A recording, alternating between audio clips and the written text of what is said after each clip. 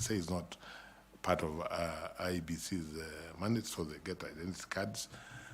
IEBC must facilitate them to register as voters. And very importantly, in terms of civic education, and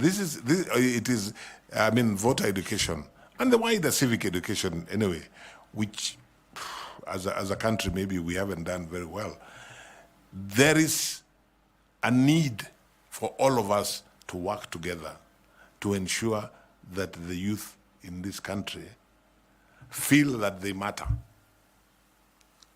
That is stakeholder engagement.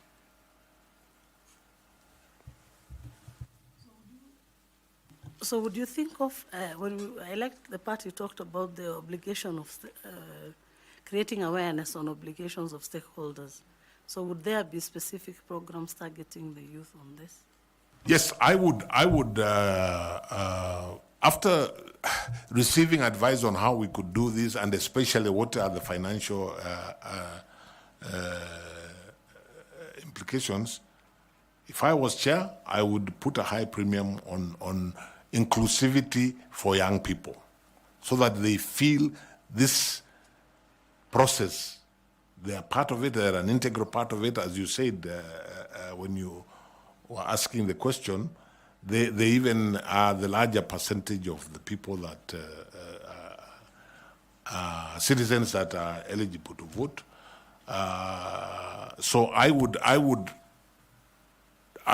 look to the National Treasury to specifically provide funds to enhance, especially voter education, and in that particular section of stakeholders, and engage them as widely as we can in that, and continuously in that period before the elections.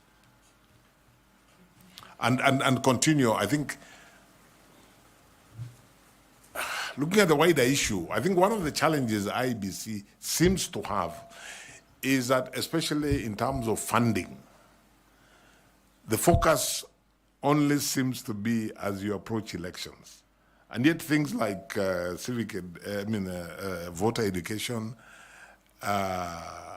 registration and so on and so forth are things really which should be completely around the electoral cycle. And I would want, if I was chair, I would want as a matter of policy to engage commissioners so that we collectively engage those who provide funding so that there's a specific target of young people. Thank you very much. Thank you. I'd like to ask Mr. Bore Nicodemus.